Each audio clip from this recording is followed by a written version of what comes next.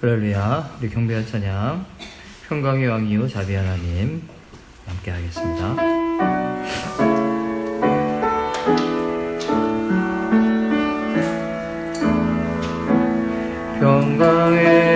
평강의 왕이요 자비의 하나님 만군의 주시오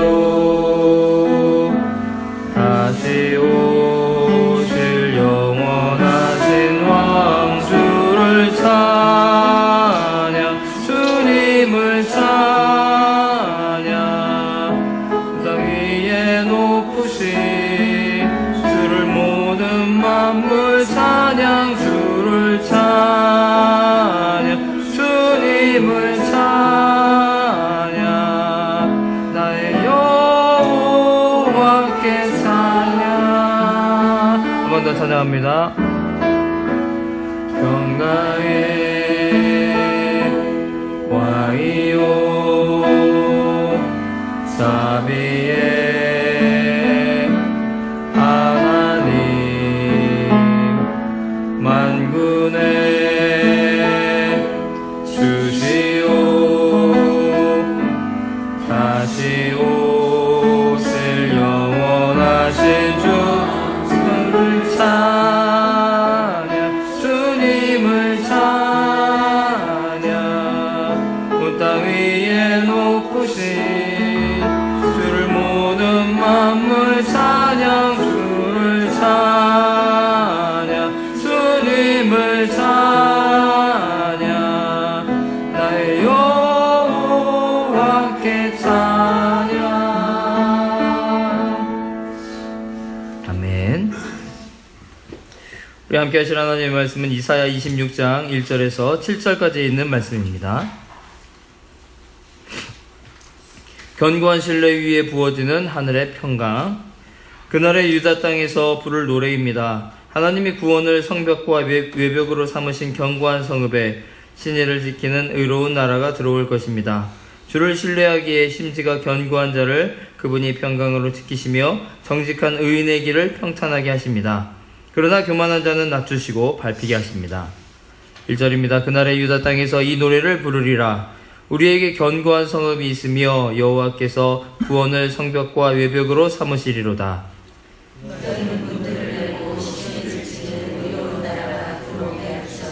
주께서 심지가 견고한 자를 평강하고 평강하도록 지키시리니 이는 그가 주를 신뢰함이니이다.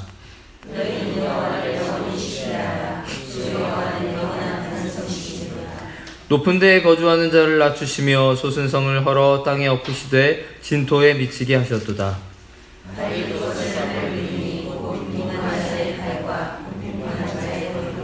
같이 읽습니다. 의인의 길은 정직함이요 정직하신 주께서 의인의 첩경을 평탄하게 하시도다. 아멘. 본문 해설입니다. 심지가 견고한 자. 평강은 하나님이 함께 하신다는 증거입니다. 악한 세력에 대한 심판이 끝난 후 하나님이 보호하시는 견고한 성읍을 노래할 것입니다. 그 성읍은 하나님이 구원 능력으로 친히 둘러싸시기에 대적의 침입이 불가능한 안전한 성입니다. 이는 1차적으로 유다 백성이 바벨론 포로 생활에서 돌아옴으로써 회복된 예루살렘을 가리키며 궁극적으로는 종말에 구원받은 백성이 거할 영원한 도성 곧 새 예루살렘을 의미합니다. 주님을 향한 믿음을 지킨 이방인도 그곳에 들어갈 수 있습니다. 주님을 마음으로 굳게 신뢰하는 자는 이 땅에서 평강을 잃지 않도록 그분이 지켜주시며 또한 영원한 평강의 나라로 인도해 주십니다. 따라서 우리는 어떤 상황에도 무너지지 않는 영원한 반석 되신 여호와를 붙잡아야 합니다. 그로 인해 언제나 평안할 수 있는 것이 심지가 견고한 자가 누리는 축복입니다. 구원이 성벽인 견고한 성읍에 누가 들어갈 수 있나요? 어떤 사람이나 문제 때문에 평강을 잃어버렸다면 어떻게 평강을 회복할 수 있을지 생각해 보세요. 교만한 자와 의인의 다른 길. 최후 심판날은 의인에게 보상으로 주어지는 승리의 날이요 역전의 하나님을 경험하는 날입니다. 하나님을 신뢰하지 않고 의지하지 않는 것은 곧 하나님을 대적하는 것이며 자신을 하나님보다 높이는 것입니다. 이처럼 교만한 무리와 나라는 모두 심판을 받아 낮아집니다. 결국 그들은 자신들이 무시하고 억압하던 하나님의 백성의 발밑에 깔리는 비참한 최후를 맞이합니다. 반면에 의인은 정직하신 주님이 기뻐하시는 곧은 길로 인도받습니다. 그러므로 우리는 악인의 꾀를 따르거나 오만한 자의 자리에 앉지 말고 주님의 성품을 따라 늘 정직하고 의로운 삶을 살아야 합니다. 심판날에 의인과 악인의 구분 기준은 무엇인가요? 그날의 낮춤과 수치를 당하기 전에 지금 낮추어야 하는 것들은 무엇인가요? 오늘의 기도입니다. 세상의 사상 누각들을 추구하지 않고 안석이신 하나님만 신뢰함으로 평강의 은혜를 누리는 제가 되기를 소망합니다. 현실에서 득세하는 행악자들을 심판하시고 의인을 높이실 하나님, 그 역전의 날을 바라보며 하나님 뜻에 정직하게 순종하는 의인의 길을 가게 하소서. 아멘. 네, 오늘 이제 본문에 주어지는 말씀은요, 하나님과 함께하는 그 삶이 우리에게 얼마나 큰 힘이 되고 능력이 되는가에 대해서 말씀하고 있습니다. 오늘 그 1절에 보게 되면요, 그 날에 대해서 나오는데요. 그날에 유다 땅에서 이 노래를 부르리라. 우리에게 견고한 성읍이 있으며 여호와께서 구원을 성벽과 외벽으로 삼으시리로다. 하나님께서 특별한 이제 구원 역사를 이루시는 날이 바로 그 날이고요. 바로 우리에게 주어지는, 우리가 갖고 있는 그 소망의 날이 되겠죠. 인간이 이제 어제 또 말씀했지만 성읍에 대한 이야기가 계속 나왔었는데요. 어떤 것으로 우리가 성읍을 쌓느냐, 어떤 것으로 우리의 그 성벽과 외벽으로 삼을 것인가에 대한 이야기였는데요. 인간이 성벽을 아무리 쌓고 그 뒤에 숨는다 할지라도 하나님께서 그 성벽을 헐어버리시면 그것들은 우리에게 아무런 도움이 되지 못하고 우리를 지켜줄 수 있는 것이 안 된다라고 이제 말씀을 했는데요. 그럼 어떤 것이 과연 우리가 성벽으로 삼아야 할 것이냐? 그것이 바로 오늘 1절에 나와 있죠. 여호와께서 구원을 성벽과 외벽으로 삼으시리로다. 우리가 바로 삼아야 할 성벽, 외벽, 우리가 의지해야 할 것, 바로 이것이라는 거예요. 인간이 쌓은 성읍은요, 아무리 견고하다 할지라도, 아무리 대단해 보인다 할지라도 하나님께서 무너뜨리면은 소용이 없는 것이거든요. 하지만 오늘 하나님 그 여호와의 구원을 성벽과 외벽으로 삼는 견고한 성읍, 그것만이 이제 든든하게 설 것이다라는 거죠. 그것이 우리의 힘이 되실 것이고 우리의 능력이 된다라는 거예요. 이것들이 이제 이스라엘 그 역사 초기에 나오죠. 그 가나안 땅에 들어갔을 때 그 가나안 땅에 딱 도착했을 그 당시를 바라보게 되면 이스라엘 백성은 아무것도 가진 것이 없는 가난한 유랑민이었죠. 어찌 보면은 좋게 말하면 유랑민이지만 나쁘게 말하면 완전히 떠돌이에요. 아무런 정착하지 못하는 그런 아무것도 가지지 못한 사람들. 그리고 그에 맞서는 그 가나안 땅의 그 원주민들은요, 커다란 그리고 튼튼한 그 성벽 뒤에 숨어 있는 사람들이죠. 그러니까 가나안 사람들은 성벽을 가지고 있고요, 이스라엘 사람들은 보기에는 아무것도 없는 사람들이었죠.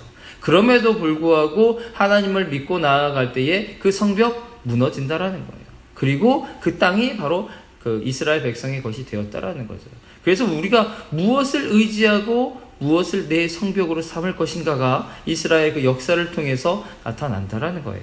사람들이 눈에 보이는 이 견고한 성읍만 있으면 우리는 안전할 것이다 라고 하지만 하나님을 의지하는 그것이 더 큰 힘이 된다라는 거죠. 하나님을 의지했을 때 세상에서 자랑하고 있는 견고한 성읍들은 무너진다라는 거예요.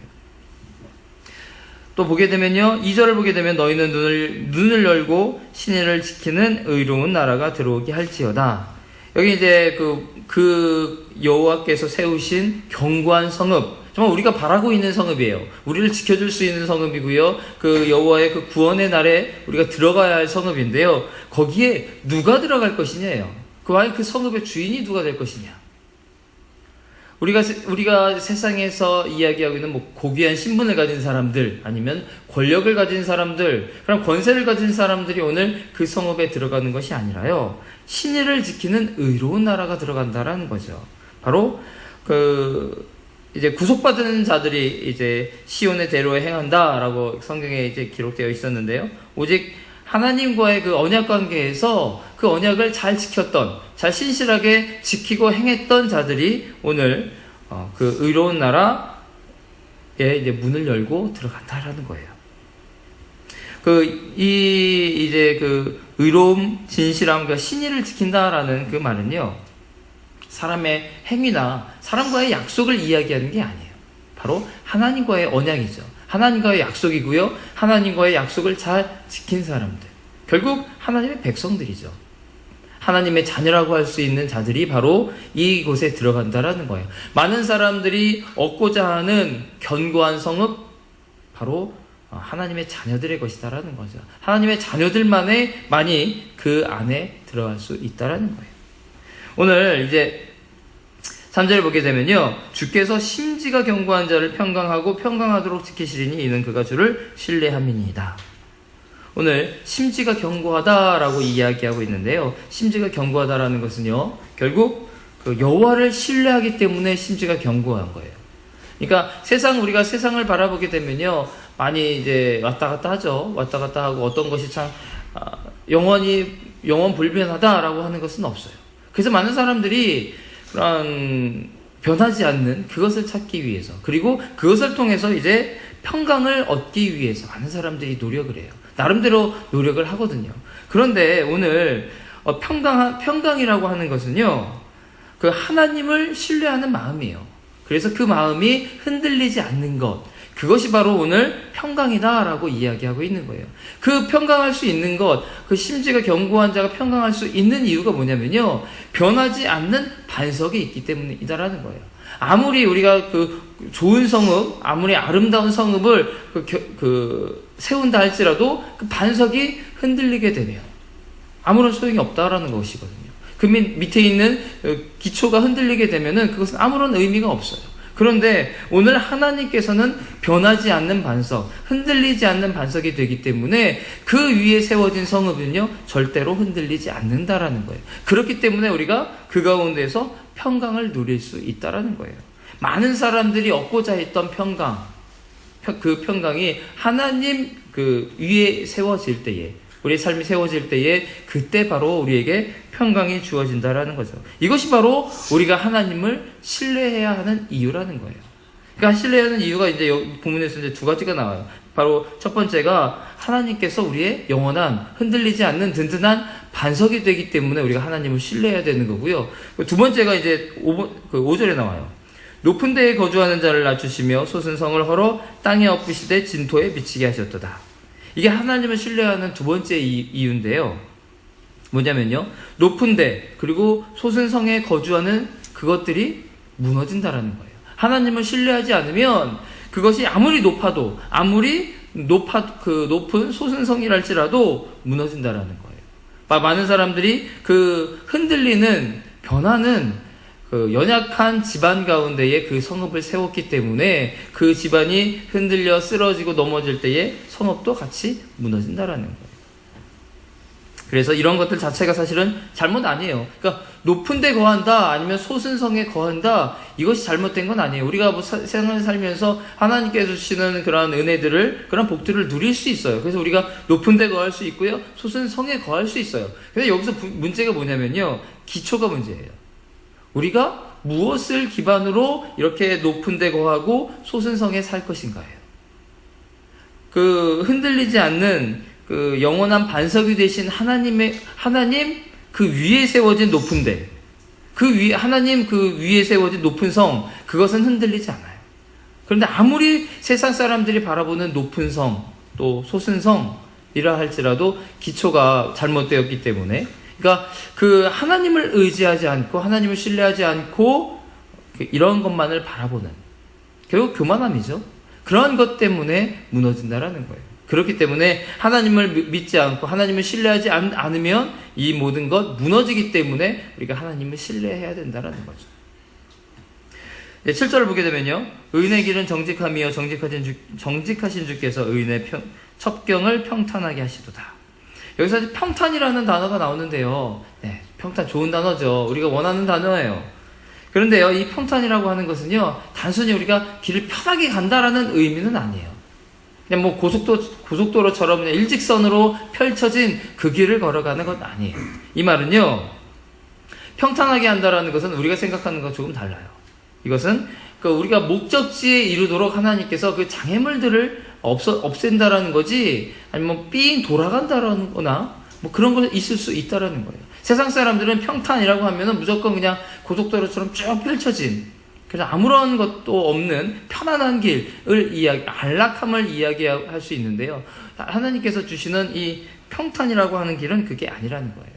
그러니까 우리가 목적지에 다다를 수 있도록 그 길을 고르게 만드신다라는 거예요. 그러니까 넘어지는 것이 아니라 넘어져서 그 가던 길을 못 가게 하는 것, 아니면 뭐 구덩이가 있어서 빠져가지고 못 가게 하는 그것이 아니라 우리가 걸어가는 그 길을, 그 목적지를 잘 갈 수 있도록 만드는 게 평탄이에요. 어찌 보게 되면 그 길이 삥 돌아가는 길이 될 수도 있어요. 시간이 오래 걸리는 길이 될 수도 있어요. 그렇지만 하나님께서는 그 길을 끝까지 인도하시는 분이다라는 거예요. 오늘 이제 평강이라는 단어, 그리고 평탄이라는 단어, 이제 두 단어가 나오는데요. 이것은 우리의 삶을 통해서 사건, 사고가 없이 늘 우리가 안락한, 그런 편안한 그런 삶을 사는 것이 아니라는 거예요. 하나님을 믿으면서 우리가 예수님의 자녀라고 이야기하고 있지만, 우리의 삶을 살면서 당연히 사건, 사고 만나잖아요. 그랬을 때 왜 우리에게 평강이 없는가, 평탄이 없는가 아니라는 거예요. 분명히 어떠한 상황, 그런 현실 속에 우리가 처할 수 있어요. 그럴 때 어떤 상황에서도 우리가 우리의 구원이 되신, 흔들리지 않는 그 반석이 되신 하나님을 신뢰하게 되면요, 우리에게 이 평강과 평탄이라는 단어가 주어진다라는 거예요. 그러니까 그 상황이 문제가 아니라는 거예요. 하나님을 의지하는 그것이죠. 하나님을 의지할 때의 평강과 그 평탄이 주어지지, 상황이 좋아서 평강과 평탄이 아니라는 거예요. 우리 작년에 이제 대신방 할 때 제가 말씀드렸었는데요. 요셉과 이제 함께 하신 하나님에 대해서 이제 얘기하면서, 요셉에 있어서 요셉의 삶을 통해서 참 특이한 단어가 뭐였냐면 형통이라는 단어였거든요. 많은 사람들이 원하는 형통이라는 단어가 요셉의 삶에서 나타나요. 그런데요, 요셉의 삶에서 형통이라는 단어는 언제 쓰이냐면요, 보디발의 집에 팔려갔을 때, 노예가 되었을 때 형통한 자다라고 얘기하고 있거든요. 그리고 또 형통이라는 단어 또 한 번 더 쓰이죠. 언제 쓰이냐면 보디발의 아내 모함에 의해서 옥에 갇혔을 때 형통한 자가 되었다라고 이야기하고 있어요. 우리가 봤을 때에는 보디발의 집에 요즘 노예로 팔려가 있는데 그게 어떻게 형통이 돼요? 그리고 또 하나님을 신뢰하면서 하나님과 함께 했다고 하는 그 요셉이 옥에 갇혔을 때에 그 가운데에서 또 형통했다라고 쓰는데, 그게 어떻게 형통해요? 노예가 되고 감옥에 갇혔는데 그때마다 그 단어는 형통이라는 단어가 쓰였거든요. 어떻게 그게 형통이라고 할 수 있어요? 그렇지만 성경에서는 그것이 형통이다라고 있어요. 그 형통이라는 단어가 쓰였을 때는요, 항상 그 앞에 나타나는 또 단어가 있죠. 뭐냐면 하나님이 요셉과 함께 하였으므로 형통하였다. 그러니까 상황이 문제가 아니라는 거죠. 하나님께서 요셉과 함께함으로 그 상황이 보디발의 집에 노예로 팔렸지만 하나님과 함께하니까 형통해요. 그리고 모함으로 인해서 옥에 갇혔지만 하나님과 함께함으로 형통이라는 거예요. 그러니까 우리의 삶이 그렇다라는 거죠. 오늘 주어지는 평강과 평탄도 마찬가지예요. 우리에게 그 상황이 좋기 때문에 우리가 평안을 얻고요, 평탄한 길을 걷는 것이 아니라 하나님을 의지하는 것, 우리의 반석이 되신 하나님을 의지하고 나아가는 것, 그것이 바로 평강이고요, 그것이 바로 평탄이라는 거예요. 그러니까 우리의 상황에, 우리의 그런 주어진 여건이 그것이 중요한 게 아니라 우리가 누구를 의지하고 있는가, 세상 사람들이 의지하고 있는 그러한 것들, 여러 가지 것들 있죠? 그러한 것들이 우리에게 평강과 평탄을 주는 게 아니라는 거예요. 여러분의 오늘 삶을 통해서 과연 내가 무엇을 의지하고 무엇을 신뢰하고 있는가? 내가 과연 나의 힘이 되시고 영원한 반석이 되신 하나님을 의지함으로 말미암아 우리가 평강과 평탄을 얻고 있는가? 우리 한번 살펴보시고요. 그래서 오늘 하루도 기쁨 가운데에서 하나님을 의지함으로 말미암아서 평강과 평탄한 삶을 사시기를 주님의 이름으로 축원합니다. 기도하겠습니다. 사랑해 주님 감사합니다. 우리의 삶을 통해서 평강과 평탄을 주시니 감사를 드립니다. 우리가 세상의 환경과 그런 여건 때문에 주님을 찬양하는 것이 아니라 그 가운데에서 기쁨을 얻기보다 하나님과 함께함으로 말미암아서 하나님께서 나와 함께하심으로 말미암아서 늘 기뻐하게 하여 주시옵소서. 그 가운데에서 평강을 얻게 하여 주시고 그 가운데에서 평탄한 길을 걷게 하여 주시옵소서. 세상 사람들이 불평하고 원망하는 그 가운데서도 우리는 늘 주님의 손을 붙잡게 하여 주시고 주께서 인도하시는 대로 결국 하나님께서 원하시는 그 길을 걸어감으로 말미암아 늘 평강을 얻게 하여 주시고 평탄한 길이 되게 하여 주시옵소서. 요셉이 하나님과 함께함으로 말미암아 형통했던 것처럼 우리의 삶을 통해서 형통한 삶이 이어질 수 있도록 인도하여 주시옵소서. 담임 목사님 기억하여 주시고 그 가운데에서도 평강함을 허락하여 주시며 또 평탄한 길을 허락하여 주시옵소서. 상황과 여건이 아닌 하나님만 의지하게 하여 주시고 그 가운데에서 늘 형통한 사람으로 세워 주시옵소서. 감사를 드리며 살아계신 예수님의 이름으로 기도합니다. 아멘. 주 안에 있는 나에게 딴 근심이 있으랴. 십자가 밑에 나가 내 짐을 풀었네. 주님을 찬송하면서 할렐루야 할렐루야. 내 앞길 멀고 험해도 나 주님만 따라가리. 내 주와 맺은 언약은 영불변하시니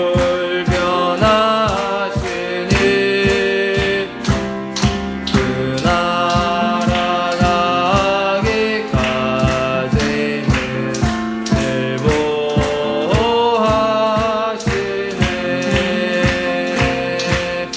주님을 찬송하면서 할렐루야 할렐루야.